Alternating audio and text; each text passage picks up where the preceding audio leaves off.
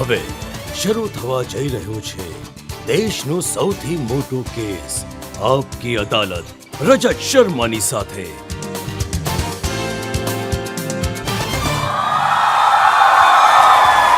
નમસ્કાર, thank you. તો આપકી અદાલતમાં આજે આપણા મહેમાન છે એક એવી શખ્સિયત જે આજકાલ દરરોજ હેડલાઇન્સ બનાવે છે, એક એવા મિનિસ્ટર જે આજકાલ મોટા મોટા જજીસને દિલ્હીની ભાષામાં કહું તો ડરાવે છે, એક એવી વ્યક્તિ જે પોતાની વાતોથી બીજા લોકોને ઘણા હેરાન કરે છે. પ્લીઝ વેલકમ ભારતના કાયદા પ્રધાન કિરણ રિજિજુ.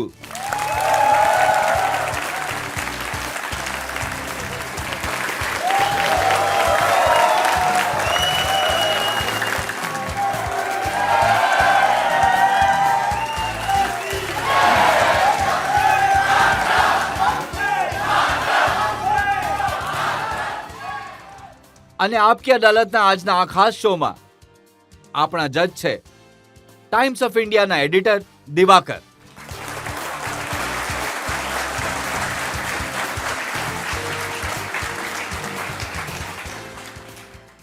અને એ પહેલા કે આપણે સવાલ પૂછવાનું શરૂ કરીએ ભારતના કાયદા પ્રધાનથી, આજના જજ દિવાકરજીની પરવાનગી લઈશું આજની કાર્યવાહી શરૂ કરવા માટે. કાર્યવાહી શરૂ કરવામાં આવે. અને એ પહેલા કે હું પહેલો આરોપ લગાડું કિરણ રિજિજુ પર, આપણે સિલસિલો શરૂ કરીએ. એક નજર નાખીશું ભારતના કાયદા મંત્રી કિરણ રિજિજુના પોલિટિકલ કરિયર પર. ભારતના લો મિનિસ્ટર કિરણ રિજિજુ આજકાલ ચર્ચામાં છે સુપ્રીમ કોર્ટને લઈને પોતાના નિવેદનોને કારણે. કિરણ રિજિજુ એવા ગામથી આવે છે જ્યાં ના તો વીજળી હતી ના તો રસ્તાઓ. ચીનની બોર્ડર પર અરુણાચલના લાખો ગામમાં રહેવા વાળા કિરણ રિજિજુ કોલેજના દિવસોમાં બેસ્ટ એથ્લીટ હતા. આજકાલ પણ એમના ફિટનેસની ઘણી ચર્ચા થાય છે. કિરણ રિજિજુ ક્યારેક ફૂટબોલના મેદાનમાં દેખાય છે, ક્યારેક બેડમિન્ટન રમતા, તો ક્યારેક કરતબ બતાવતા. કિરણ રિજિજુ મોદી સરકારમાં સ્પોર્ટ્સ મિનિસ્ટર તરીકે ઘણા પોપ્યુલર થયા. My dream is to see India come back with that glory which we have lost. આજે પણ પ્લેયર્સ કહે છે કે કિરણ રિજિજુએ દેશના સ્પોર્ટ્સ કલ્ચરને બદલી નાખ્યું. એમના કાળમાં આપણા ખેલાડીઓએ વધારે મેડલ જીત્યા. કિરણ રિજિજુ 5 વર્ષ સુધી સ્ટેટ હોમ મિનિસ્ટર પણ રહ્યા. તેઓ મોટે ભાગે મુશ્કેલ વિસ્તારોમાં જવાનોની સાથે દેખાતા હતા. ક્યારેક ક્યારેક એ ફાઇટર જેટ ઉડાવતા પણ નજર આવ્યા. કિરણ રિજિજુ ડિજિટલ મીડિયા પર પણ પૂરેપૂરી રીતે એક્ટિવ છે. એમના ડાન્સનો એક વિડિયો ઘણો વાયરલ થયો. પ્રધાનમંત્રી મોદીએ પણ એમને લાઈક કર્યો. કિરણ રિજિજુએ નોર્થ ઇસ્ટના વિકાસ માટે ઘણું કામ કર્યું છે. કાયદા મંત્રી તરીકે કિરણ રિજિજુએ ઘણા ક્રાંતિકારી પગલાં ઉઠાવ્યા છે. દિલ્હી યુનિવર્સિટીથી લો ગ્રેજ્યુએટ કિરણ રિજિજુ આપકી અદાલતમાં પોતાનો પક્ષ પોતે રાખશે.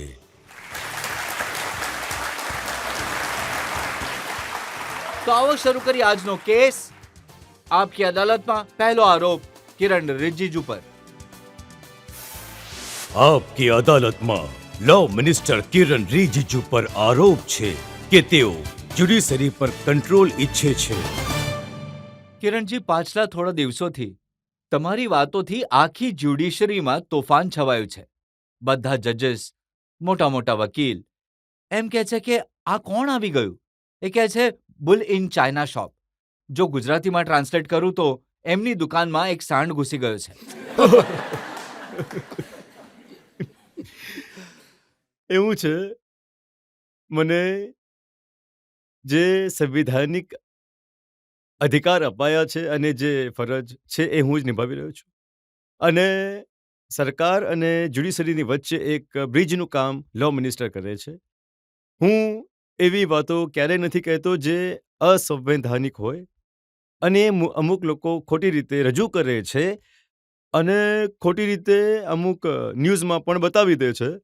તો અમુક લોકોને બોલવાની તક મળી જાય છે. તમે પણ જોશો જુઓ તો એ હું જે તમને કહે છે પછી કે કહું છું. પહેલા જે પણ લો મિનિસ્ટર રહ્યા, રામ જેઠમલાની, અરુણ જેટલી, રવિશંકર પ્રસાદ, કપિલ સિબ્બલ, અશોક સેન, મોટા મોટા આ લોકો પ્રેક્ટિસિંગ લોયર હતા. તમે આંબેડકર સાહેબનું નામ ભૂલી ગયા છો. હા, બાબા સાહેબ આંબેડકર.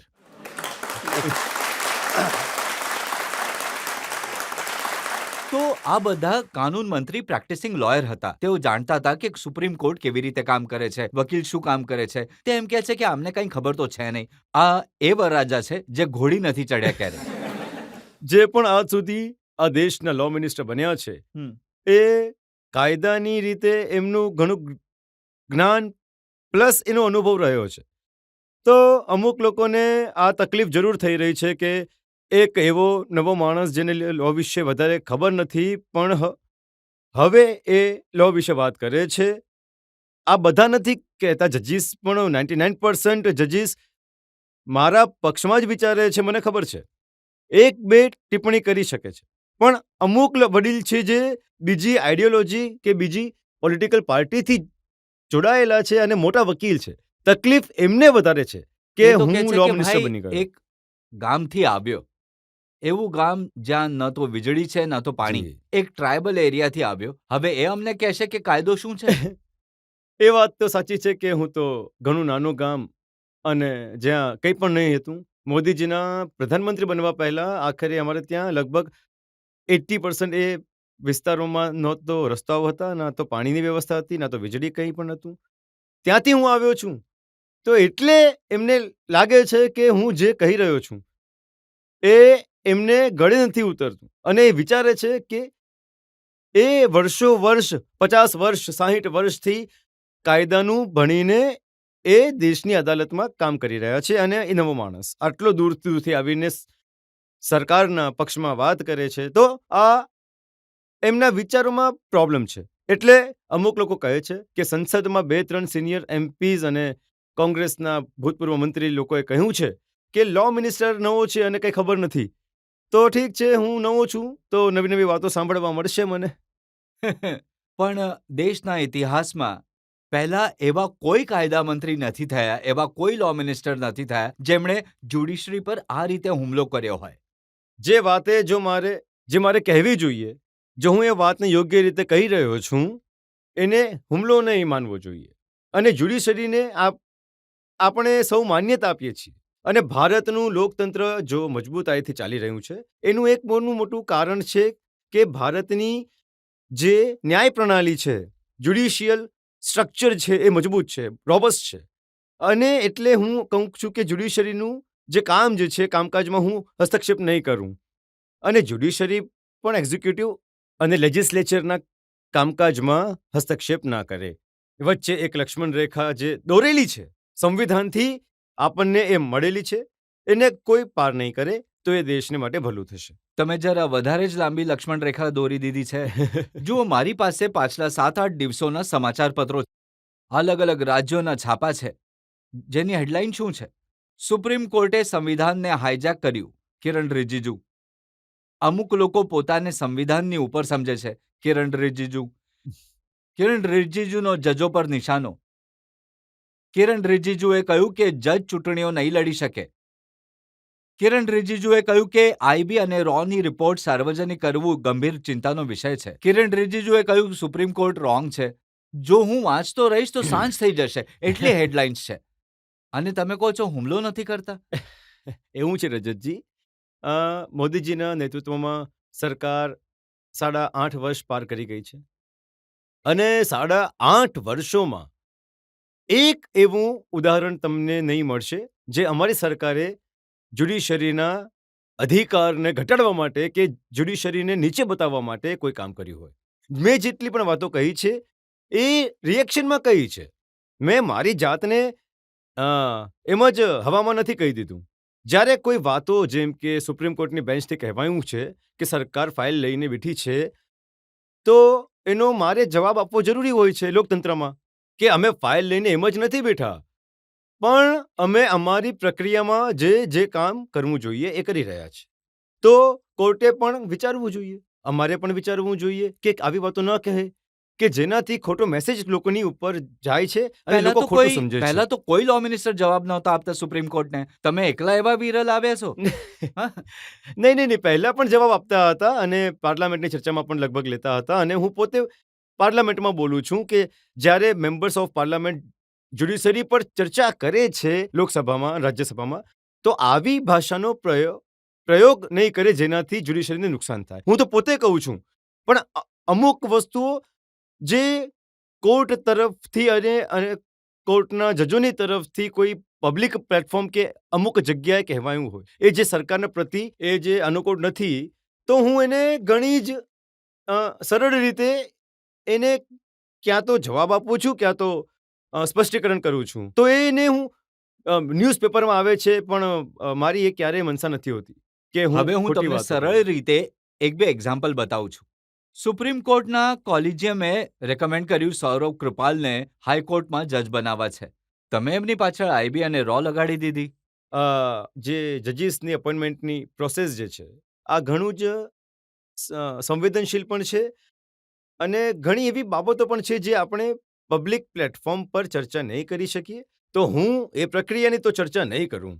પણ સરકાર જે પણ નિર્ણય લે છે કે જે કોઈ પણ પગલાં ભરે છે, એ સમજી વિચારીને જ અને એક પોતાની એક પોલિસી પ્રમાણે જ કામ કરે છે ને તો એને ના તો અમારી તરફથી કે ના તો જ્યુડિશરી તરફથી આવી વસ્તુઓને પબ્લિક ડોમેનમાં ન નાખવી જોઈએ. પણ આ તો એમણે પબ્લિક ડોમેનમાં લાવી દીધું ને.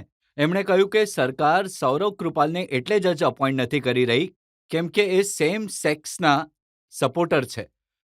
અને પછી એ પણ કહ્યું કે એમનો જે બોયફ્રેન્ડ છે, એમનો જે સાથી છે, પાર્ટનર છે, એ એક સ્વિસ સિટીઝન છે, એટલે એમને જજ નહીં બનાવે. આ બધી વાતો સુપ્રીમ કોર્ટના કોલિજિયમ પબ્લિક ડોમેનમાં લાવ્યા છે.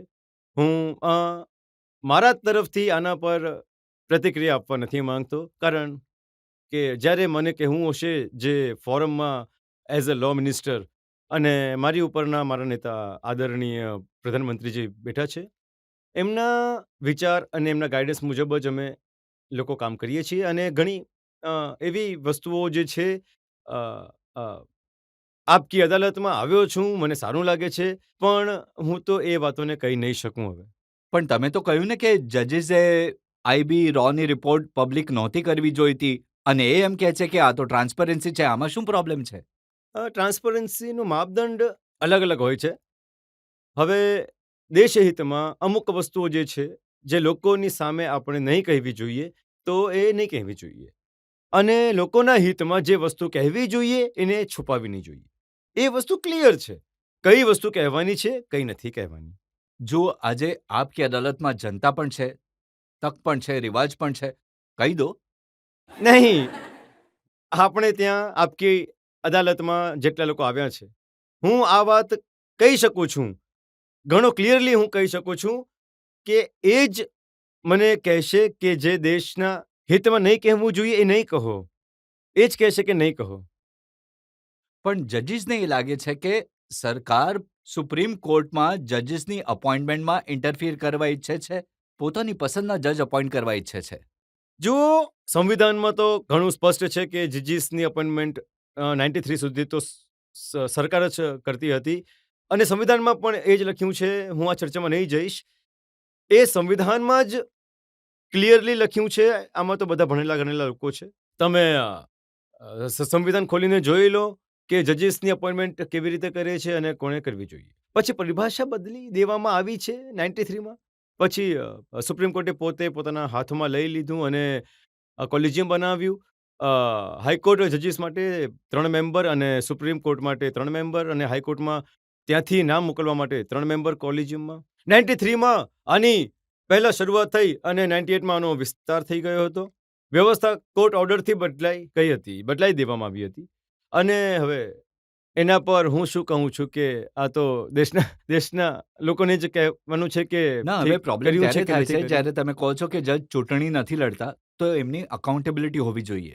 ઠીક છે, ચૂંટણી નથી લડવાની, એ તો સંવિધાનમાં લખેલું છે કે જો જજોની એ ચૂંટણી નથી લડવાની અને અપોઇન્ટમેન્ટ કે માધ્યમથી જે જજ બને છે. ઘણા લોકોનું કહેવું છે કે ક્યાંક ને ક્યાંક એકાઉન્ટેબિલિટી હોવી જોઈએ કે તમે લોકતંત્ર છે અને લોકતંત્રમાં કોઈ રાજા તો નથી હોતા જેના પર સવાલ નહીં ઉઠાવી શકાય. લોકતંત્રમાં હું તમને રજતજી ક્લિયરલી કહેવા માંગુ છું કે લોકતંત્રમાં માલિક જનતા હોય છે અને સંવિધાન આપણું સૌથી એક એવું પુસ્તક છે જેને સૌએ માનવું જોઈએ. આ પવિત્ર પુસ્તક છે. મેં તો કહ્યું કે જજોની ચૂંટણી તો થતી નથી, પણ જજીસ પણ એવું વિચારે કે એમનું કામકાજ સારું હોય કારણ કે જનતા જોઈ રહી છે. મેં આ સંદર્ભમાં કહ્યું હતું. અને સાથે સાથે એ પણ કહી દીધું કે એ જજીસે સંવિધાનને હાઇજેક કરી લીધું છે. આ હું જ્યારે લો મિનિસ્ટર ન હતો બન્યો એના પહેલા પણ આ ચર્ચા થઈ હતી અને જ્યારે હું મંત્રી જ ન હતો બન્યો, હું ઓપોઝિશનનો એમપી હતો, ત્યારે પણ હું આ વાત સાંભળતો હતો કે સુપ્રીમ કોર્ટે ઘણા પાર્લામેન્ટના પાવરને પોતાના હાથોમાં લઈ લીધા. આ હું નવી વાત નથી કહી રહ્યો અહીંયા. આ વાત ચાલતી આવી છે અને એ જ આજકાલ વધારે સાંભળવા મળે છે. નવી વાત એ છે કે તમે જ્યુડિશરીને કંટ્રોલ કરવા ઈચ્છો છો. કંટ્રોલ કરી જ નહીં શકું અને વિચારવું પણ નહીં જોઈએ. એટલે જ તો મેં તમને કહ્યું ને, મોદીજીએ 8.5 વર્ષમાં જ્યુડિશરી માટે જે કામ કર્યું છે, જજીસની ફેસિલિટી વધારી દીધી, કોર્ટ રૂમ્સ બનાવવા માટે, લોયર્સ હોલ બનાવવા માટે પૈસા પહેલા મુશ્કેલીથી 1,000-2,000 કરોડ પણ મુશ્કેલથી મળતા હતા. આગલા 4.5 વર્ષમાં ખર્ચો કરવા માટે 9,000 કરોડ નીચેની અદાલતોમાં અલગ અલગ ફેસિલિટી સેન્ટર બનાવવા માટે આટલા પૈસાની ફાળવણી પણ કરી ચૂક્યા છે. જે મોદી સરકારે જ્યુડિશરી માટે જે કામ કર્યું છે એનું અડધું પણ પૂર્વ કોઈ પણ સરકારે નથી કર્યું. એના પછી અમારા પર જ આરોપ લગાડે છે કે અમે જ્યુડિશરી પર કબજો કરવા માંગીએ છીએ. આ વિચારવું પણ ખોટું છે અને જો કોઈ આવું કહે છે તો એના વિચારમાં જરૂર હશે. કારણ કે રજતજી, તમને ખબર હશે, કમિટેડ જ્યુડિશરીનો જે આર્ગ્યુમેન્ટ આ દેશમાં પહેલીવાર ઇન્દિરા ગાંધીજીના સમયમાં આવ્યો હતો અને એ સમયે જજોની સિનિયોરિટીને પણ સુપરસેશન કરીને જુનિયર જજને સિનિયર જજ બનાવવામાં આવતા હતા. ઇમરજન્સી લાગુ કરી હતી, જ્યુડિશરીને કંટ્રોલ લાવવામાં આવતી હતી અને એ લોકો અમને લોકોને કહ્યું છે કે જ્યુડિશરીને કંટ્રોલ કરવા ઈચ્છે છે. આજે જણાવો એક ઉદાહરણ જ્યાં અમારી સરકારે જ્યુડિશરીની વાતોને અમે નહીં માની અથવા જ્યુડિશરીને અમે ખોટી રીતે અને નીચે બતાવવાનું કંઈ કામ કર્યું હોય. મને હું કહો આપું તમે. તમને ઉદાહરણ. જણાવો કોઈ ઉદાહરણ હોય તો. કિરણ રિજિજુ, લો મિનિસ્ટર, તમે કહ્યું કે જજીસે સમજી વિચારીને બોલવું જોઈએ. જજીસે જજમેન્ટની વાત કરતા પહેલા આમ તેમ કોમેન્ટ નહીં કાપવા જોઈએ. આ ઓલ્ડ વિઝડમ છે. અ જજ સ્પીક્સ ટુ હિઝ જજમેન્ટ. કારણ કે જે કોર્ટનો નિર્ણય એ અંતિમ હોય છે, જ્યાં સુધી મોટી કોર્ટ એને રિવ્યુ નથી કરતી તો કોર્ટનો નિર્ણય ફાઇનલ છે.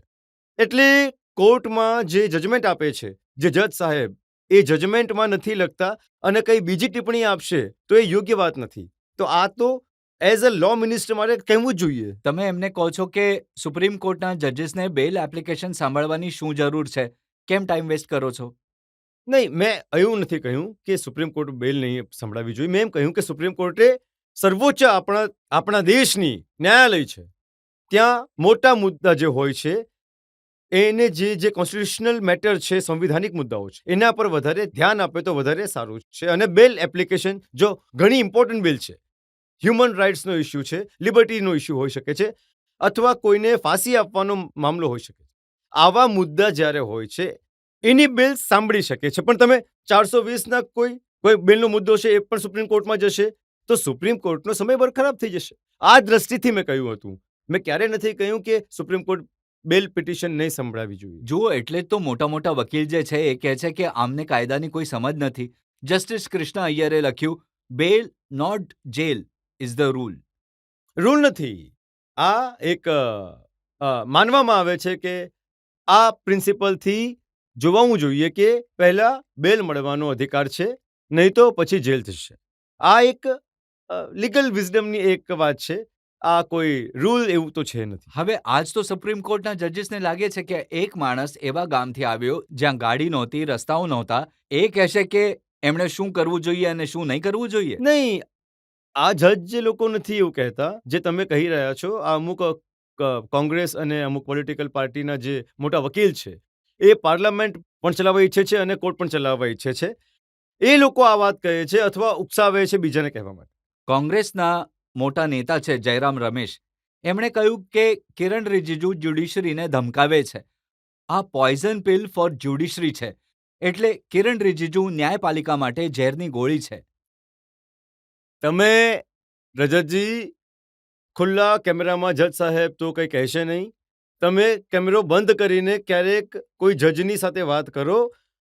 મારા જે કામકાજ કે મારી જે કામ કરવાની રીત છે, કોઈ પણ જજને પૂછો કે એમને પરેશાની છે કે. બધા જજને જ્યારે અમે મળીએ છીએ, અમે એને જ એ રૂપે જોઈએ છે કે એ એક બે માણસો પરસ્પર મળે છે, કઈ રીતે વર્તન કરવું જોઈએ. અમે કોઈ એરોગન્સી, કોઈ ધમકાવાવાળો એવો કોઈ માણસ તો હું છું નહીં. તો આ કોંગ્રેસ પોતાની રીતે વિચારીને બોલે છે. આ જજ નથી કહી રહ્યા, આ જ્યુડિશરી નથી કહી રહ્યા, આ કોંગ્રેસ જ કહી રહી છે આ વાતો. તમારા હજી એક મિત્ર છે અરવિંદ કેજરીવાલ.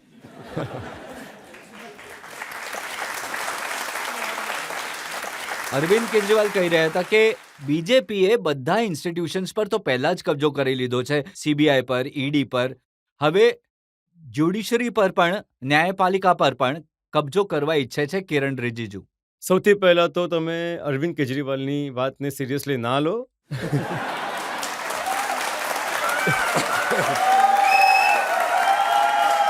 એ એમ જ કહેવા માટે કહી દે છે અને એમને કદાચ યાદ પણ નહીં રહેતું હોય કે એમણે આવી વાતો કરી હતી.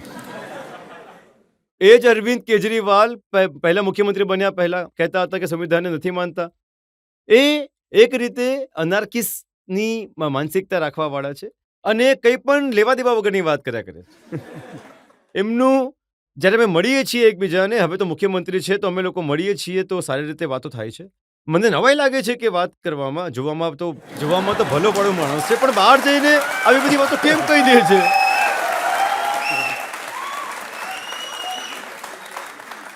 અને રાહુલ ગાંધી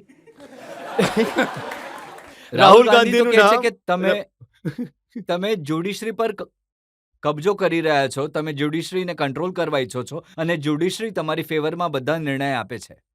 હું તમને એક વાત કહી શકું છું. એમને જે ચીટ લખીને આપે છે, જે વાતો કહેવા માટે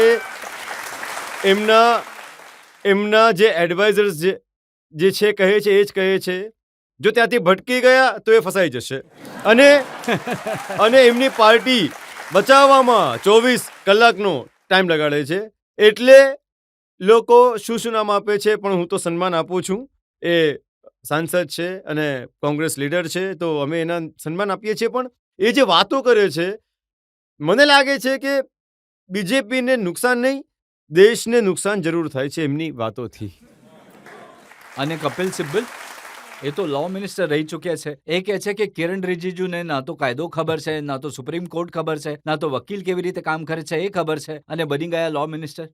કપિલ સિબ્બલજી તો વરિષ્ઠ છે. એમણે 4 મહિના પહેલા એક વક્તવ્ય આપ્યું હતું. એમણે કહ્યું હતું કે સુપ્રીમ કોર્ટથી ભરોસો ઉઠી ગયો છે. જે માણસ કહી રહ્યા છે કે સુપ્રીમ કોર્ટને નથી માની રહ્યા, એ મારા પર આરોપ લગાવી રહ્યા છે. તો એમની પાસે તો આ રીતની વાતો કરવાનો હક છે જ નહીં.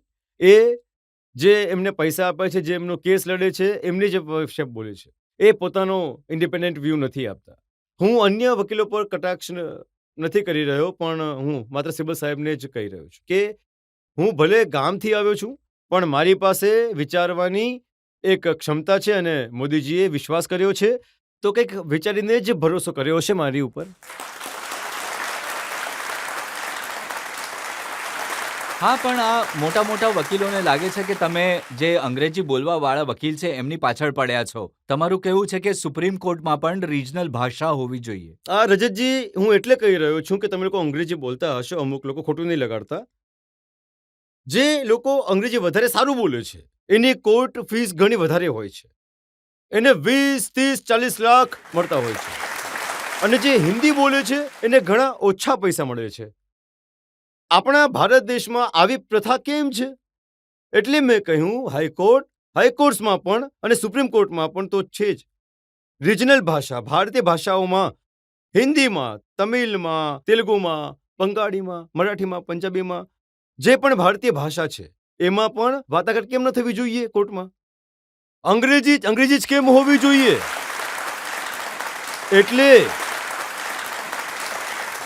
એટલે આદરણીય મોદીજીએ 2015માં એક મંત્ર આપ્યો કે ભારતીય ભાષાને ભારતીય કોર્ટમાં કઈ રીતે આગળ લઈ જવી જોઈએ એના પર વિચારવું જોઈએ. તો એક કમિટી બની જસ્ટિસ બોબદેની સાથે, જે ફોર્મર ચીફ જસ્ટિસ છે ભારતના, એમના નેતૃત્વમાં કમિટી બની છે. મારી સાથે વાતચીત થઈ છે અને અમે લોકો એક વોકેબ્યુલરીનો એક બનાવી રહ્યા છે, એક ડેટા બેંક બનાવી રહ્યા છે. અને ભારતીય ભાષાઓમાં જે મેઇન પોઈન્ટ્સ છે કે પછી મેઇન વર્ડ્સ છે, કોમન કેવી રીતે વાપરવા જોઈએ એને પણ ચિહ્નિત કરવામાં આવી રહ્યા છે. અને આગળ જઈને અમારું એ માનવું છે કે સુપ્રીમ કોર્ટ પણ એ વાતને એગ્રી કરે છે. હવે ચીફ જસ્ટિસ ડીવાય ચંદ્રચૂડ સાહેબ પણ અમારી સાથે વાતચીત કરી હતી અને જેટલા જૂના જજમેન્ટ છે સુપ્રીમ કોર્ટના, અલગ અલગ ભાષાઓમાં ટ્રાન્સલેશન કરીને પબ્લિક માટે અવેલેબલ કરી રહ્યા છે. અને ધીરે ધીરે અમે ટ્રાન્સલેશનની વ્યવસ્થા પણ કરીશું. કોવિડના સમયમાં પણ તમે જોયું હશે કે કોર્ટ ચાલતી હતી. કેમ કે એ જે ટેકનોલોજીનો, ઓનલાઈન પ્રોસેસનો, વિડીયો કોન્ફરન્સનો જે ડિજિટલ ઇન્ડિયાનું કેમ્પેઇન છે મોદીજીએ ચલાવ્યું હતું, એના હેઠળ જ આપણી કોર્ટને મજબૂત કરવામાં આવી. ત્યારે જ તો કોવિડના સમયમાં પણ ભારતીય કોર્ટ કન્ટિન્યુઅસલી ચાલતી રહી. જુઓ, મોટા મોટા વકીલ એ કહે છે કે કિરણ રિજિજુએ તો પ્રેક્ટિસ કરી નહીં, એમણે તો પૈસા કમાયા નહીં, હવે અમારા પેટ પર લાત મારી રહ્યા છે. નહીં. હું તો ઈચ્છું છું કે દેશ જે રીતે આગળ વધી રહ્યો છે, આર્થિક મહાશક્તિ બની પણ ગઈ છે એક દ્રષ્ટિથી, તો એમાં કામ વધશે અને કેસીસ પણ વધવાના છે. અને વધારે મેટર જ્યુડિશિયલ રિવ્યુ માટે આવશે તો એટલા જ વકીલોને તક મળશે ને. તો વકીલોને વધારે કામ મળવું જોઈએ, એ મારો મત છે. હું એની વિરુદ્ધ છું કે બધું કામ અમુક જ એડવોકેટની પાસે જાય, એનો હું વિરોધ કરું છું. એટલે મેં કહ્યું કે સિનિયર્સ લોયર્સ જે છે એમણે પોતાના કેસીસને જુનિયર્સને પણ વહેંચવા જોઈએ. કોવિડના સમયમાં કોઈ દિવસ અમુક જજ એક જ દિવસમાં 2 કરોડ 3 કરોડ પણ કમાય છે. એક દિવસમાં એક લોયર, જજ નહીં. એક લોયર, હા, હું જજની હા. વાત નથી કરી રહ્યો, જજીસ વિશે બોલવું પણ નહીં જોઈએ.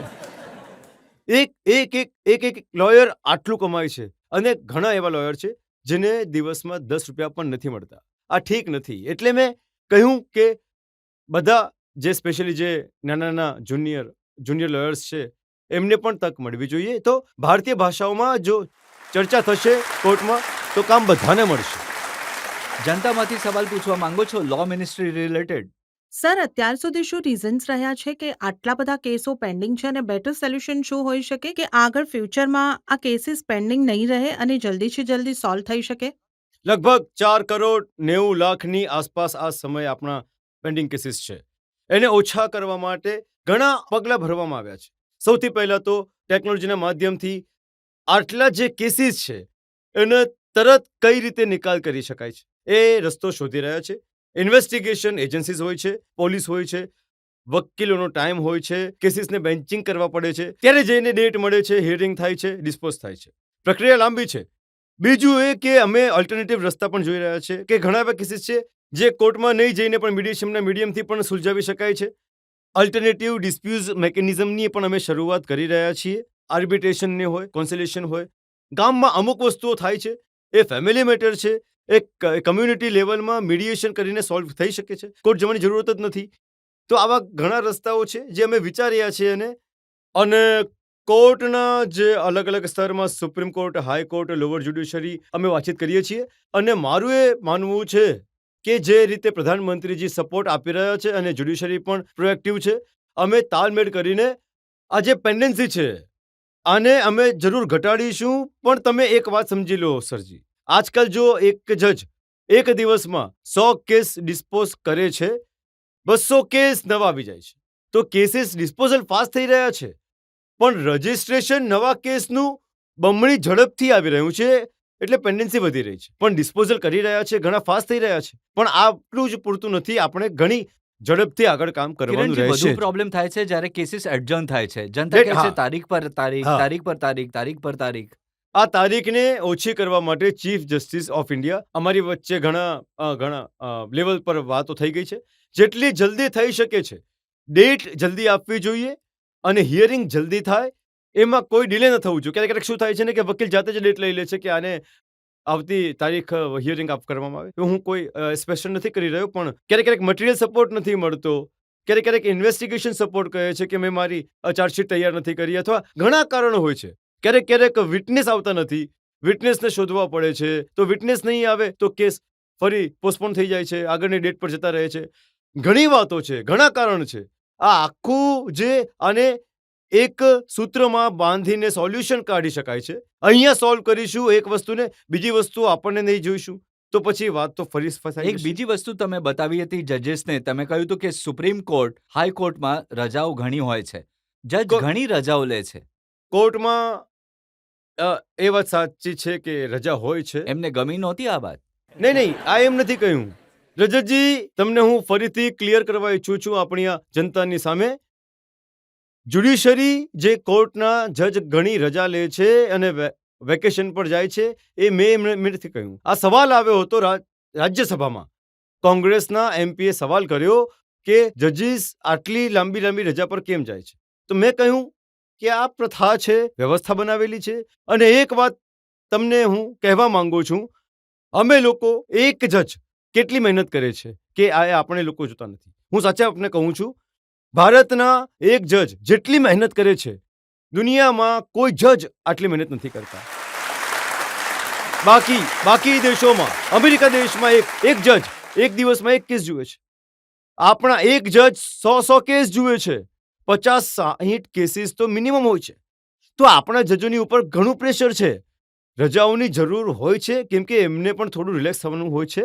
24 કલાક કામ કરીને જો નહીં ઊંઘશે તો કોમ્પ્લેક્સ થઈ જશે. માણસની એક લિમિટેશન હોય છે કામ કરવાની, કે કેટલી લાંબી રજા હોવી જોઈએ હું એ નથી કહેતો. થોડી એક બ્રેક તો બને છે જજોને માટે. હવે તમે જજીસને માટે સારી વાતો કહી રહ્યા છો, તો હું એક બ્રેક લઈ લઉં છું. ઠીક છે જી. આપણે એક બ્રેક માટે રોકાઈશું અને બ્રેક બાદ આપકી અદાલતમાં કિરણ રિજિજુ પર આરોપો અને સવાલોનો વધુ એક દોર. તમારી હિન્દી સાચે જ સારી છે, હું વખાણ કરીશ, પણ એટલી સારી છે કે તમે રાહુલ ગાંધીને કહો છો કે બોલ તેરે સાથ ક્યા સુલુક કિયા જાય.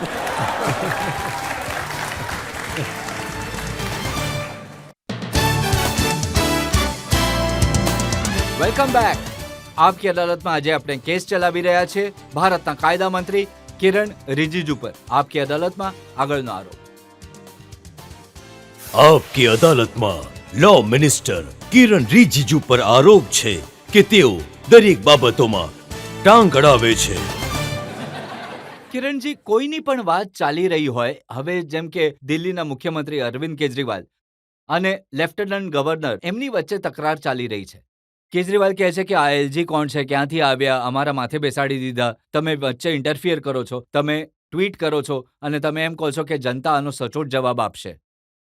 એ એટલા માટે કે અરવિંદ કેજરીવાલે આવી વાત એસેમ્બલીમાં કહી. એલજી ક્યાંથી આવ્યા? સંવિધાનમાં લખ્યું છે ભાઈ.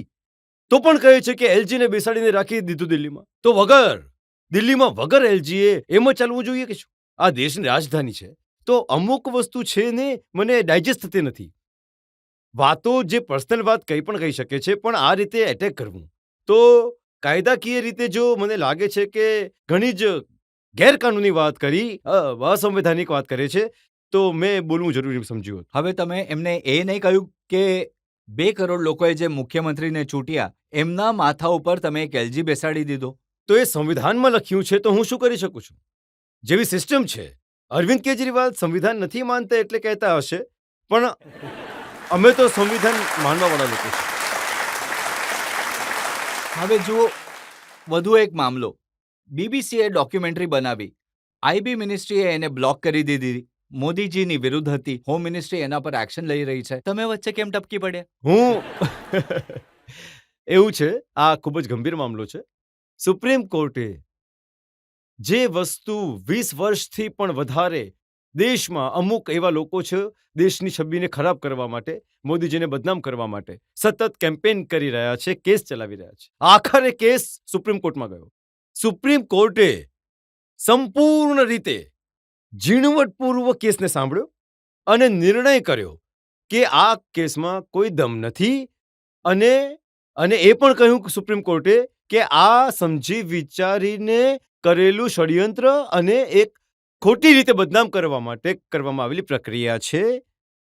જ્યારે સુપ્રીમ કોર્ટ ઓફ ઇન્ડિયાએ નિર્ણય કરી લીધો તો બીબીસી કોઈ ફિલ્મ બનાવે છે અને દેશમાં communist party lefties Mao Modi Congress party કહે છે કે બીબીસીએ જે રિપોર્ટ આપ્યો છે સાચો છે.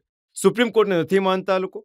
તો કાયદા મંત્રી હોવાના નાતે મારે કહેવું પડ્યું કે સુપ્રીમ કોર્ટનો નિર્ણય આપણા દેશમાં સુપ્રીમ છે. બીબીસી અને આજે બાકીના જે બતાવે છે એ આપણા માટે કાંઈ જ નથી.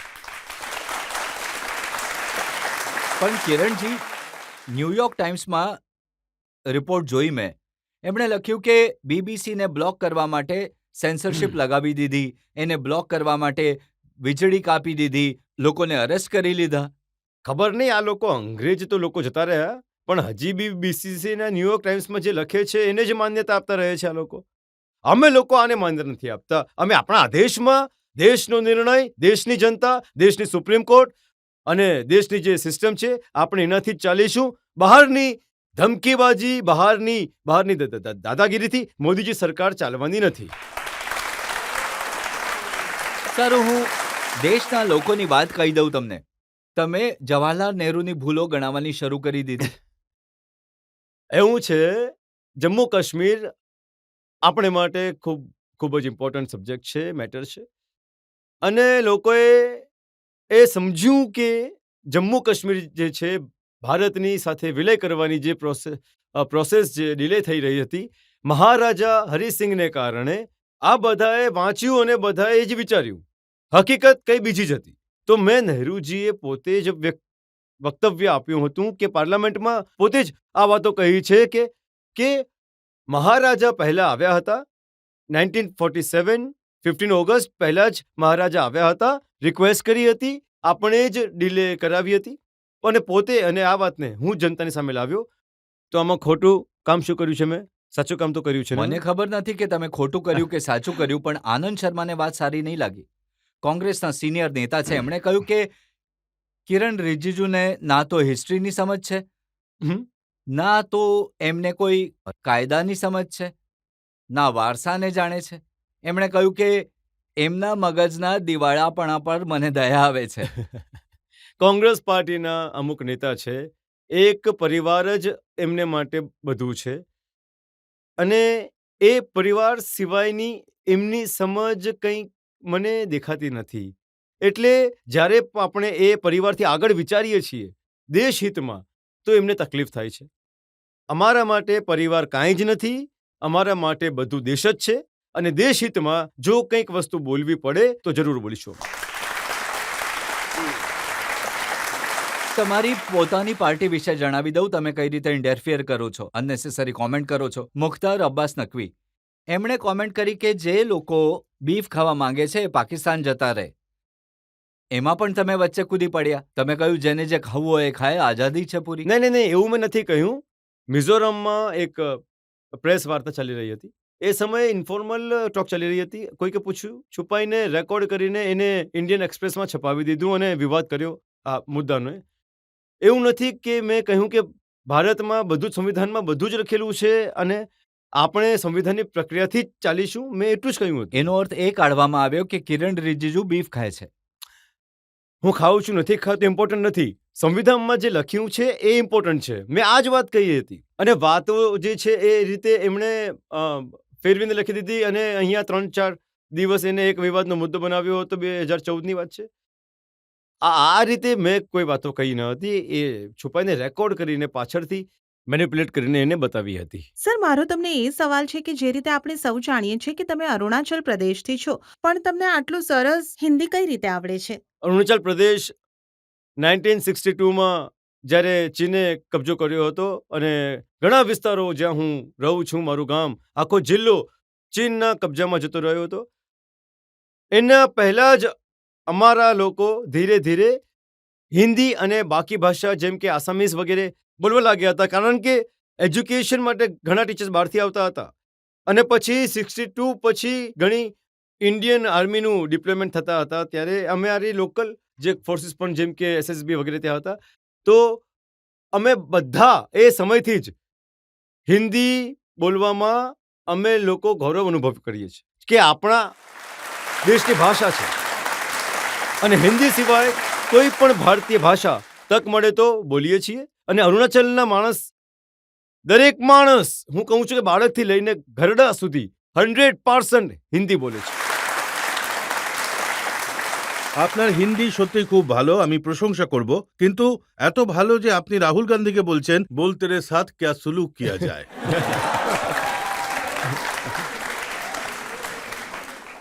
રાહુલ ગાંધીજીના વિશે તો હું વધારે નહીં બોલી શકીશ, કેમ કે એ તો ઘણા ઇન્ટરનેશનલ માણસ છે.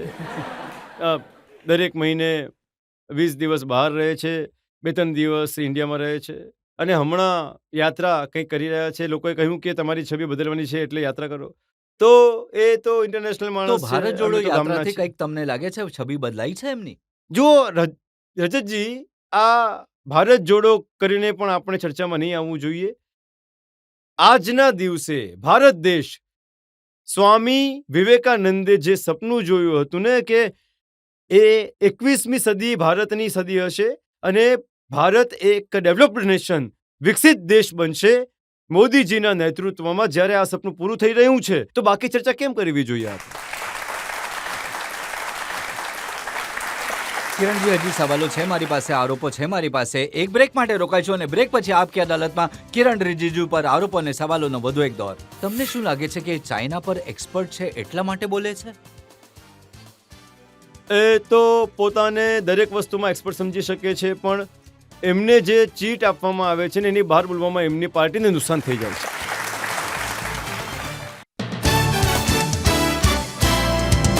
Welcome back. આપકી અદાલતમાં આજે આપણા મહેમાન છે ભારત સરકારના કાયદા મંત્રી કિરણ રિજિજુ. આપકી અદાલતમાં આગલો આરોપ. આપકી અદાલતમાં કાયદા મંત્રી કિરણ રિજિજુ પર આરોપ છે કે તેઓ ચીનથી ડરે છે. કિરણજી, અમુક લોકો કહે છે કે તમે એટલા ડરો છો કે જ્યારે તમે હોમ મિનિસ્ટ્રીમાં હતા 5 વર્ષ, તો તમે ઘણી મોટી એક વોલ લગાડી હતી સ્ક્રીનની, અને એનાથી તમે હંમેશા નજર રાખતા હતા ચાઇના પર, ક્યાં જઈ રહ્યું છે, શું કરી રહ્યું છે.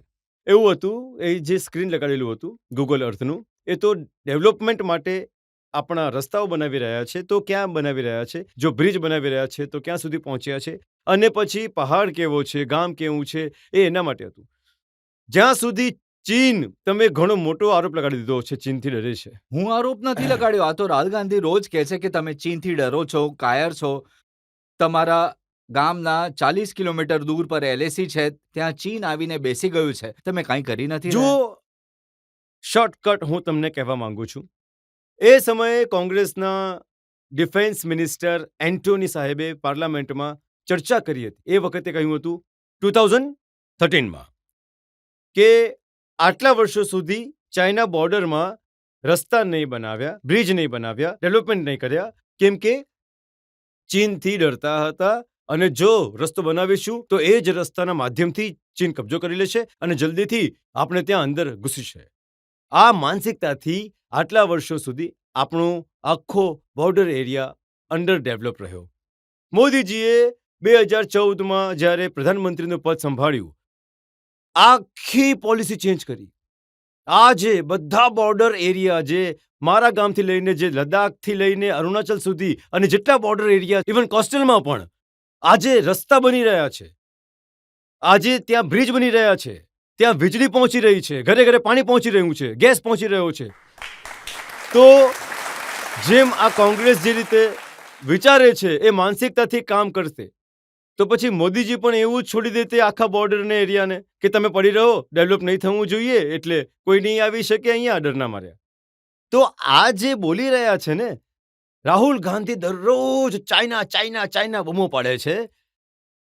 એમને ખબર નથી કે નહેરુજીના સમયથી લઈને એમના સોનિયા ગાંધીના સમય સુધી એમણે જે હાલત કરી રાખી હતી બોર્ડર એરિયાની, એ લોકો તો માફી માંગશે તો પણ મને શાંતિ નહીં મળે. આટલી એમણે ગરીબી અમારા ત્યાં વ્યવસ્થા કરીને રાખી દીધી હતી, બધાને ગરીબ જ રહો. જો તમે તો એ એરિયાને જાણો છો, તમે ત્યાં રહ્યા છો, ત્યાંના મેમ્બર ઓફ પાર્લામેન્ટ છો. હું રજતજી, હું કહેવા ઈચ્છું છું કે હું તો તમે શરૂઆતમાં આ વાતને કહી, મેં એરોપ્લેન જોયું અને ગાડી પછી જોઈ છે, કેમ કે અમારે ત્યાં તે રસ્તા ન હતા, કંઈ હતું નહીં. પણ ચાઇના વોર પછી 1962 પછી ફાઇટર એરક્રાફ્ટ જે ટ્રેનિંગ થતી હતી, એટલા ફાઇટર એરક્રાફ્ટ ઉડતા હતા અમારા ગામની ઉપર. દરરોજ સવારે 7 વાગ્યાથી લઈને દિવસમાં 3-4 વાગ્યા સુધી એરોપ્લેન અમે લોકો જોતા હતા, ફાઇટર એરક્રાફ્ટ.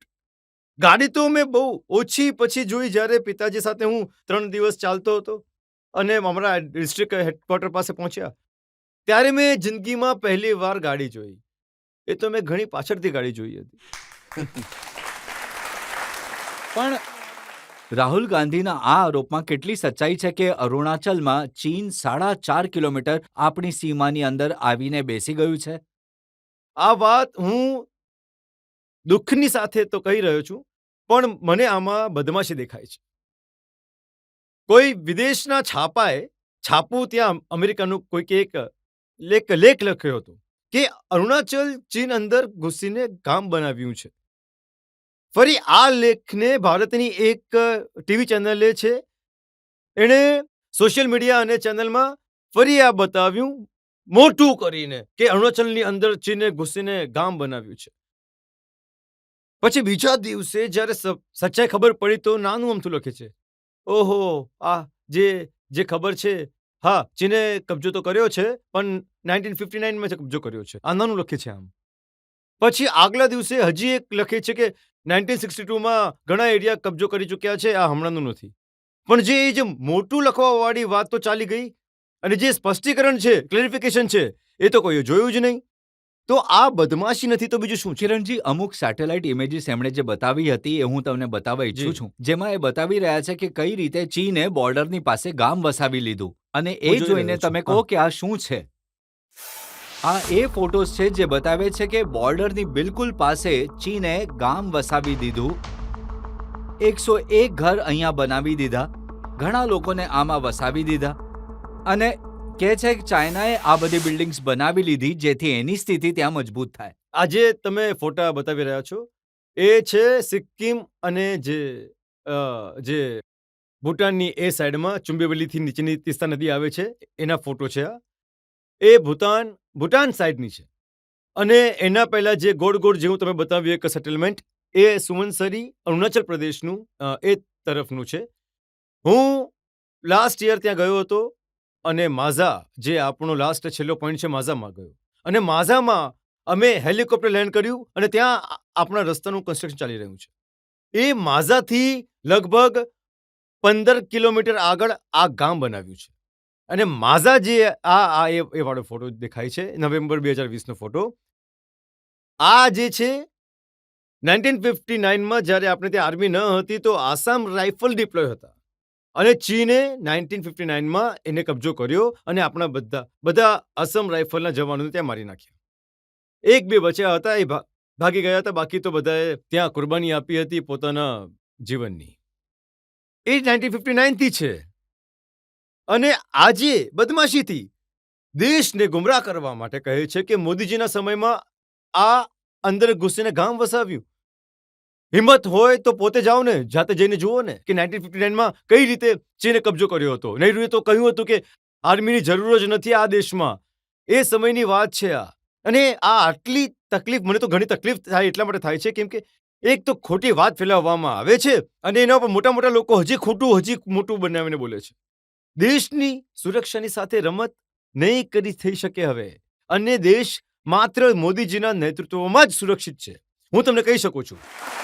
આમણે ઘણી સોદાબાજી કરી છે પહેલા. પણ એ નથી માનતા. એ કહે છે કે ચાઇના જે છે એ તો યુદ્ધની તૈયારી કરી રહ્યું છે અને આપણે ઇવેન્ટ મેનેજમેન્ટ કરી રહ્યા છીએ. એમણે કહ્યું અરુણાચલમાં ચીનના સૈનિકોએ આવીને આપણી ફૌજના સૈનિકોની પિટાઈ કરી. સૌથી પહેલા તો તમે મને એ કહો કે રાહુલ ગાંધીએ કહ્યું કે ચાઇનાની આર્મીએ ઇન્ડિયન આર્મીને પિટાઈ કરી દીધી. આ પિટાઈ શબ્દ કેટલો શરમજનક શબ્દ છે. અને હવે પિટાઈ નહીં કરી શકે. હવે તો આને તો અમે વધારે મોટું બનાવીને નહીં કહીએ.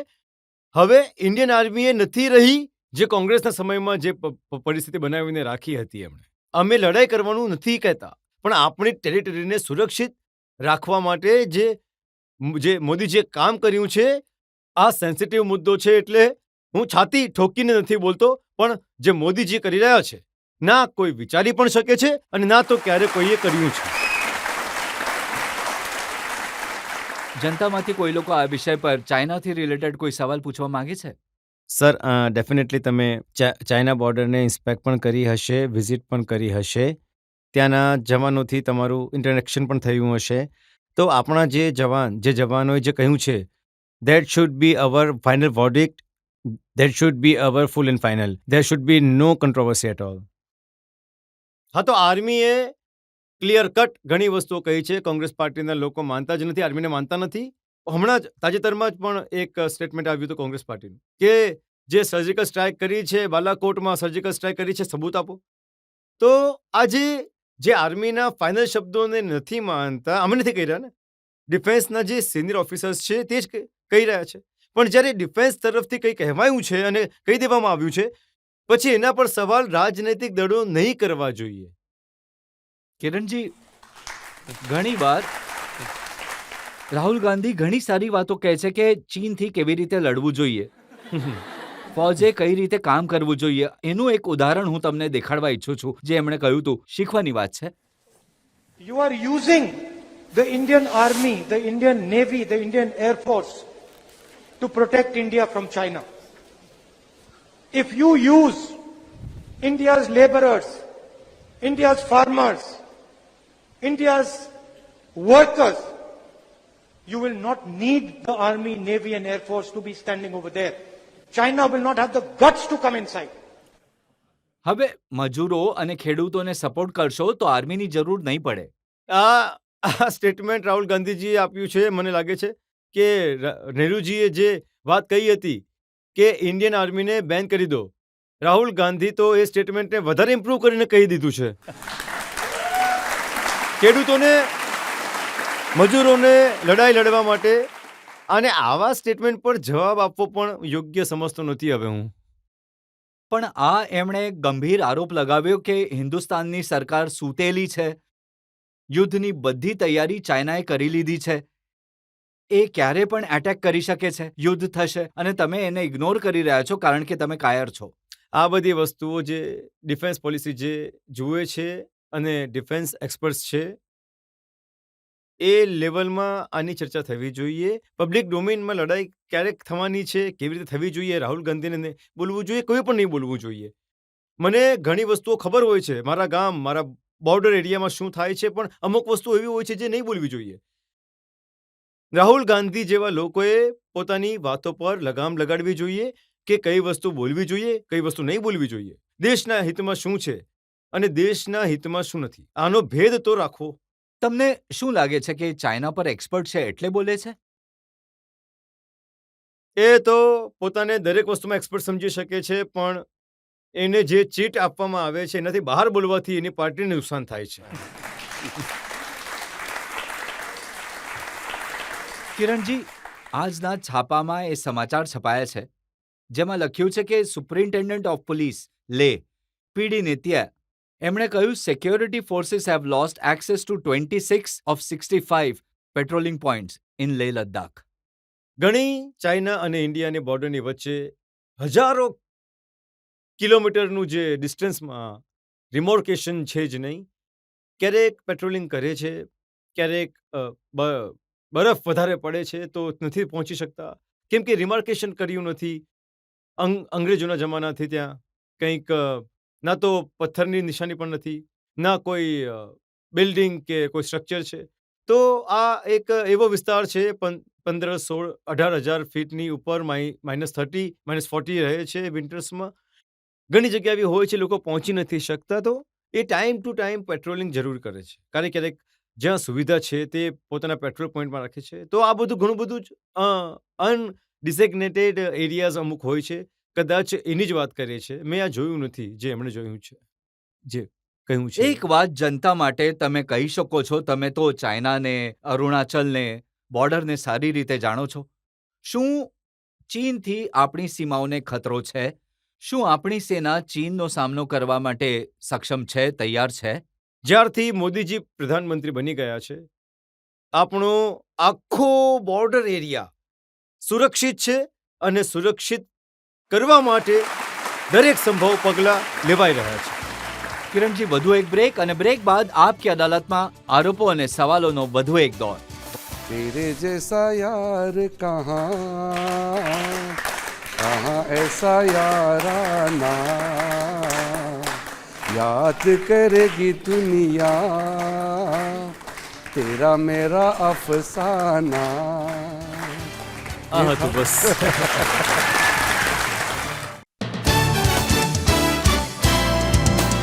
Welcome back. આપકી અદાલતમાં આજે આપણે કેસ ચલાવી રહ્યા છીએ, સવાલ પૂછી રહ્યા છીએ કિરણ રિજિજુને. આપકી અદાલતમાં આગલો આરોપ. આપકી અદાલતમાં લો મિનિસ્ટર કિરણ રિજિજુ પર આરોપ છે કે તેઓ સોશિયલ મીડિયા પર જરૂરતથી વધારે ધ્યાન આપે છે.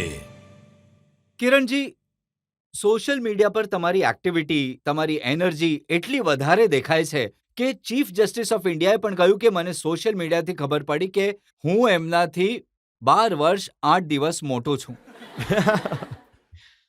સારી વાત છે ને. તો મારું social media chief justice follow કરે છે, તો આ તો ખુશીની વાત છે ને.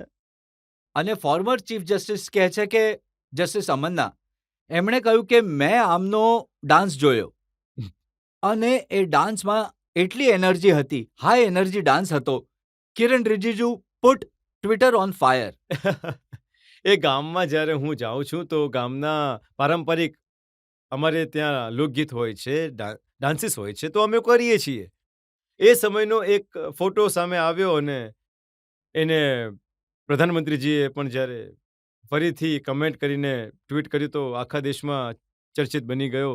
એને લઈને જ આ ચીફ જસ્ટિસ સાહેબે પણ કહ્યું છે. તો એની એક ઝલક આપણે જોઈ લઈએ. ડીસન્ટ ડાન્સર કહ્યું છે પ્રધાનમંત્રીએ.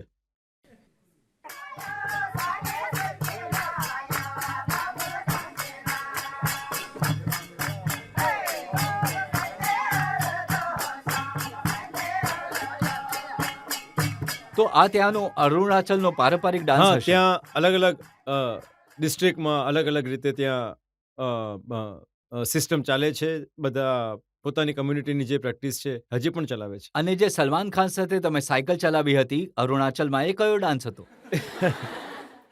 એ ફિટ ઇન્ડિયા કેમ્પેઇન જ્યારે લોન્ચ કર્યું હતું દેશમાં 2020માં, તો એ સમયે ફિટ ઇન્ડિયાને દેશભરમાં એને પ્રભાવિત રીતે કેમ્પેઇનને ચલાવવા માટે સલમાન ખાન પણ આગળ આવ્યા હતા અને એ મારી સાથે અરુણાચલમાં આવ્યા હતા. સાયકલિંગ ફિટનેસ માટે ઘણું સારું છે, તો એક એડવેન્ચર સ્પોર્ટ્સ પ્લસ ફિટનેસ બંનેને મેળવવા માટે અમે લોકોએ કર્યું હતું. સલમાન ખાન એને માટે પૈસા, 1 રૂપિયો પૈસા નહીં લીધા અમારી પાસેથી, પણ એમણે સાયકલનું ડોનેશન પણ આપ્યું અને કંઈક મદદ પણ કરી, કપડાં પણ આપ્યા. પણ એ જોયા પછી લોકોએ કહ્યું કે કિરણ રિજિજુ પણ હીરો બની શકતા જો ફિલ્મોમાં ગયા હોત તો. બિલકુલ નહીં. મને ફિલ્મ કેવી રીતે બનાવે છે એનો અંદાજ પણ નથી. હું તો આજકાલ ફિલ્મ જોતો પણ નથી. જૂની ફિલ્મો જોતો હતો જ્યારે અમે બાળપણમાં જે VCR જ્યારે આવ્યા હતા તો VCRમાં જોતા હતા, અથવા તો આસામમાં તો જઈને સિનેમા હોલમાં જોતા હતા. અમે અમારા ડિસ્ટ્રિક્ટ હેડક્વાર્ટરમાં એક સિનેમા હોલ હતો, ત્યાં જોતા હતા. ગામમાં તો સિનેમા જોવાની વ્યવસ્થા ના, અમારી પાસે કોલેજના હતી. જમાનાનો એક ફોટો મારી પાસે છે. તમે સલમાન ખાનની જેમ શર્ટ ઉતારીને દેખાઈ રહ્યા છો એમાં.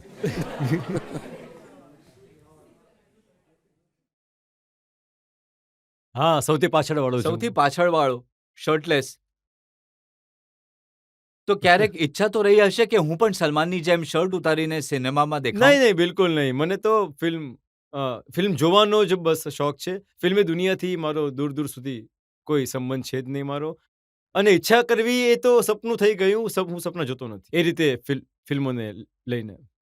પણ કોમેન્ટ ફિલ્મોવાળા પર કરો છો. શિલ્પા શેટ્ટી માટે તમે લખ્યું ફિટેસ્ટ સ્ટાર ઓફ બોલિવૂડ. હા, તો ફિટ ઇન્ડિયા કેમ્પેઇન માટે શિલ્પા શેટ્ટી અહીંયા આવ્યા, અમારા મંત્રાલયમાં અમને મળ્યા અને ઘણું યોગાને પ્રમોટ કર્યું. તો સરકારના સારા જે પ્રોગ્રામ હોય છે ફિટનેસને લઈને, જે બધા સ્વસ્થ રહે, બીમાર નહીં થાય, દેશને ફિટ ઇન્ડિયા થશે તો ફિટ દેશ થશે. જેટલા પણ લોકો અમારી સાથે જોડાય, હું સૌને ધન્યવાદ કરું છું. તો એમ જ હું હમણાં જે ફિલ્મ સ્ટાર, સ્પોર્ટ્સ સ્ટાર્સ કે કોઈ પણ હસ્તી જો અમારી સરકારના કેમ્પેનને સાથ આપે છે તો એટલું તો બને છે કે મારે ધન્યવાદ જરૂર આપવો જોઈએ. પણ સોશિયલ મીડિયામાં એ પણ ઘણું ચાલ્યું કે તમે રવિના ટંડને કહ્યું કે તવાંગ આવી જાઓ, હું બધી વ્યવસ્થા કરી દઈશ હા, રજાઓની. એ એટલા માટે કેમ કે લોકો વિચારે છે કે અમારે ત્યાં હોટેલ નથી મળતી, સુવા માટે જગ્યા નથી મળતી, કઈ રીતે પહોંચીશું? તો મેં કહ્યું કે હું કહી દઈશ કે ક્યાં હોટેલ છે, શું છે. હું ત્યાંનો એમપી છું. લોકલ એમપી હોવાના નાતે લોકોને આકર્ષવા માટે કે અમારે ત્યાં વધારેમાં વધારે લોકો આવે, ટુરિસ્ટ આવે, તો થોડું તો બોલવું પડે ને, ઇન્વાઇટ કરવું પડે છે. જનતામાંથી અમુક લોકોના સવાલ લઈ લઈએ. તમે પહેલા સ્પોર્ટ્સ મિનિસ્ટર રહી ચૂક્યા છો, હવે તમે લો મિનિસ્ટર છો, તો હજી પણ એથ્લેટ સ્પોર્ટ્સમેન લોકો સાથે ટચમાં છો. શું હજી પણ એમની હેલ્પ કરો છો? સ્પોર્ટ્સ મારે માટે પેશન છે. તો જેટલા પણ સ્પોર્ટ્સ સ્ટાર છે, મોટા સ્ટાર જે ઓલિમ્પિયન્સ છે, મેડલિસ્ટ છે, અને નાના જે ખેલાડી છે જે હમણાં નવા 10-15 વર્ષ થયા છે, હમણાં શરૂઆત કરે છે, બધા મળે છે. હમણાં પણ બધા આવે છે. આજકાલ મારી પાસે સમય તો હોતો નથી, તો પણ હું કોશિશ કરું છું કે થોડું 5-10 મિનિટ જ્યારે તક મળે તો એમને હું બોલાવું છું, આવી જાઓ. અને કોઈક પ્રોબ્લેમ હોય તો મારી પાસે ઓફિસમાં ફોન કે સરકાર જુઓ, મંત્રાલય કોઈ પણ હોઈ શકે છે, પણ કલેક્ટિવ રિસ્પોન્સિબિલિટી છે. મોદીજીએ ક્લિયરલી કહ્યું છે કે એ કમ્પાર્ટમેન્ટ વાઇઝ કરીને અલગ અલગ ડિપાર્ટમેન્ટ નથી ચલાવવા ઈચ્છતા. બધા એક વિચાર સાથે મોટા ટાર્ગેટને લઈને ચાલવાનું છે. તો ક્યાંય પણ ખેલાડી ફસાઈ જાય છે, વિઝા નથી મળતા, અથવા કોઈ ખેલાડી બીમાર છે, અથવા ક્યાંક ખેલાડીને ક્યાંક કોઈ એક પ્રોબ્લેમ આવી ગયા છે ગામમાં કે કોઈ પણ જગ્યા પર, તો મને મેસેજ કરે છે. હું તરત એને જવાબ આપું છું. તો એ સ્પોર્ટ્સ પર્સનલથી મારું જોડાવું એ મંત્રાલયના હિસાબથી નહીં, મારા ઇન્ટરેસ્ટ અને મારા પેશનને કારણે આજે પણ હું જોડાયેલો રહ્યો. હવે આપણા જે પહેલવાન છે, રેસલર્સ છે, જેમણે મેડલ જીત્યા છે, એ ધરણા પર બેસી ગયા હતા. એમણે પણ તમને અપ્રોચ કર્યો? એ ઝઘડો હોય છે ને, તો વચ્ચે અમારે નહીં જવું જોઈએ. એ ઝઘડો એ અલગ વિષય છે. એ ફેડરેશન અને ખેલાડીની વચ્ચે, ખેલાડીઓના વચ્ચે અમુક મુદ્દા હતા. તો હું સ્પોર્ટ્સ મિનિસ્ટર નથી, તો આવા જે વિષય જે છે એમાં મારે વચ્ચે નહીં બોલવું જોઈએ. પણ ફિટનેસ વિડીયોઝ તમે ઘણા નાખો છો, વાયરલ કરો એ છો. ત્યારના છે જ્યારે હું સ્પોર્ટ્સ મિનિસ્ટર હતો અને ફિટ ઇન્ડિયા કેમ્પેઇન અમે ચલાવતા હતા. આજકાલ તો હું એટલું નથી કરતો અને એટલો સમય પણ નથી હોતો મને. સર, જેમ કે અમે બધા જાણીએ છીએ કે તમારા ઘણા બધા વિડીયોઝ સોશિયલ મીડિયામાં વાયરલ થઈ રહ્યા છે. એમાંથી એક તમારું સોંગ પણ છે, તેરે જૈસા યાર કહા. સર, તમે પ્લીઝ એની 2 લાઈનો અમને ગાઈને સંભળાવી દો, પ્લીઝ અરે, સર.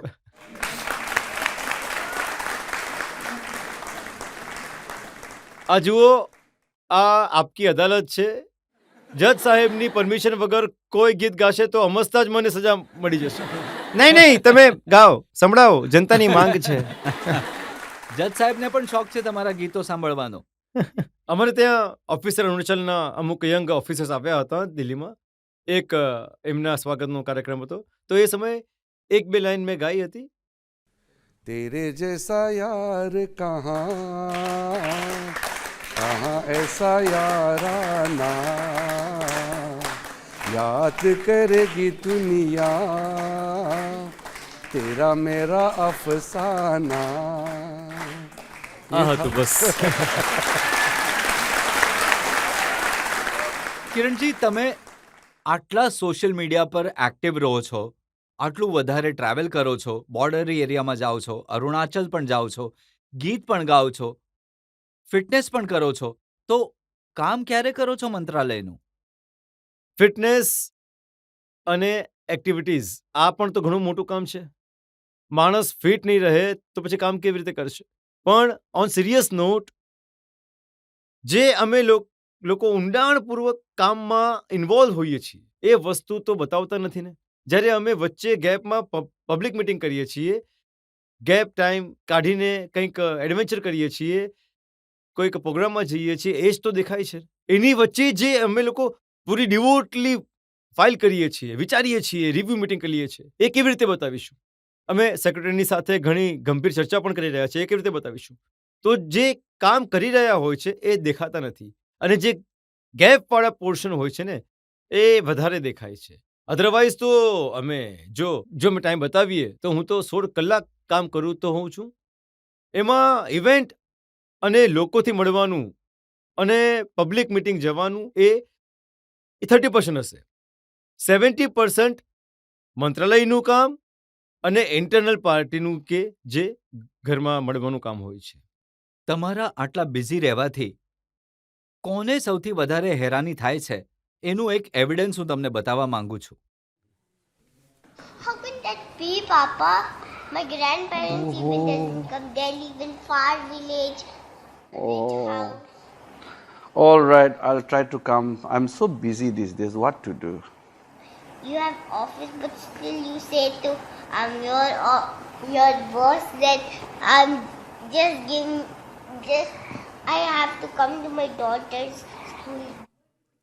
એ કહે છે કે તમારા બોસને કહો કે તમને થોડી રજાઓ આપે એટલે તમે સ્કૂલ જઈ શકો એની.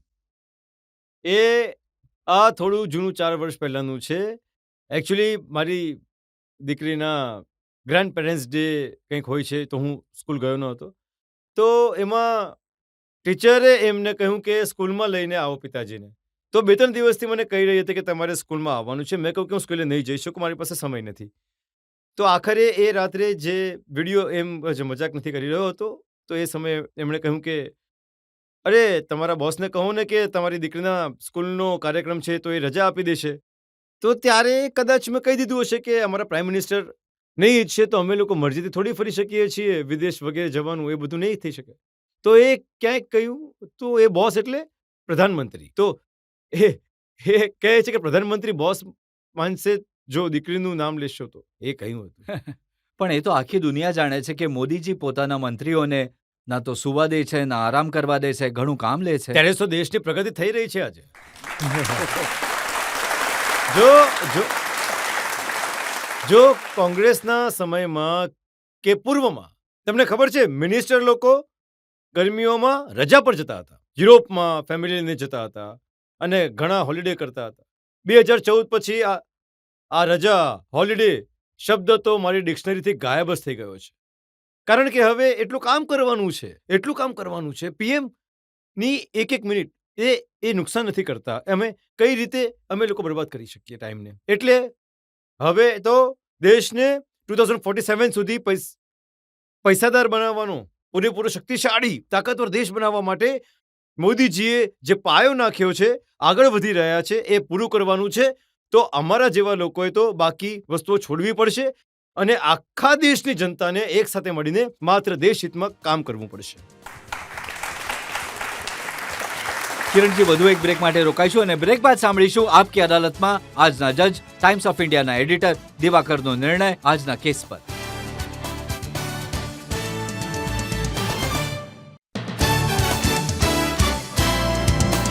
Welcome back. આજે આપણે મુકદ્દમો ચલાવ્યો કાયદા મંત્રી કિરણ રિજિજુ પર. કિરણજી, અમે તમને પૂછ્યું ચાઇના વિશે સેન્સિટિવ સબ્જેક્ટ છે, લોના વિશે ઘણો સેન્સિટિવ સબ્જેક્ટ છે, તમારા ટાઈમ વિશે, સોશિયલ મીડિયા એક્ટિવિટી વિશે, અને સારી વાત એ છે કે તમે દરેક સવાલનો સ્પષ્ટતાથી ખુલીને જવાબ આપ્યો. હવે સમય છે આપકી અદાલતમાં આજના જજ દિવાકરના નિર્ણયનો. શ્રી કિરણ રિજિજુએ એમના પર લગાડેલા તમામ સવાલોનો ઘણી મજબૂતીથી, ઘણી સ્પષ્ટતાથી જવાબ આપ્યા છે. એ વાત જરૂર છે કે તેઓ હેડલાઇનમાં રહે છે, પરંતુ હમણાં એવો કંઈક સમય ચાલી રહ્યો છે કે લોકો વાતચીત કહેવામાં પણ અચકાય છે કે લોકો શું કહેશે. આ ભયથી લોકો ચૂંપી સાધી રહે.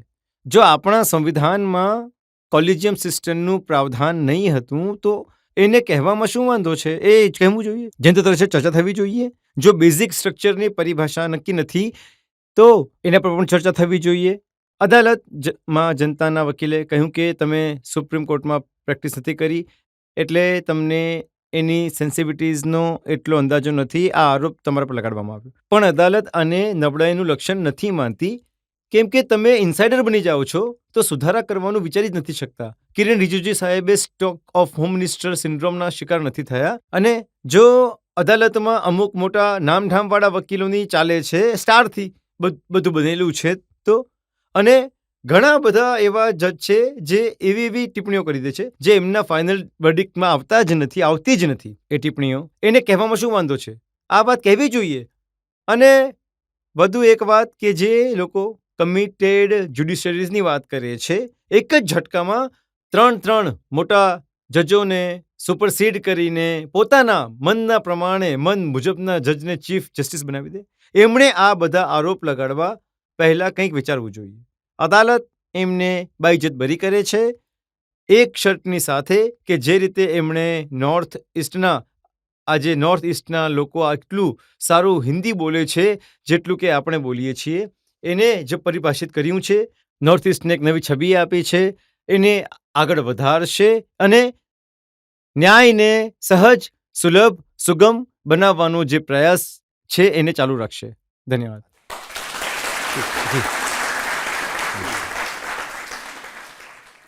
મને વિશ્વાસ છે કે કિરણ રિજિજુએ આજે જે બેફિકરીથી વાત કરી છે એ જીવનભર આ જ સફાઈ સાથે વગર ડરે પોતાની વાત કહેતા રહેશે, દેશને આગળ વધારવાના કામમાં લાગ્યા રહેશે અને જે એમણે સપનું જોયું છે 2047ના ભારતનું, એ સપનું જરૂર સાકાર થશે.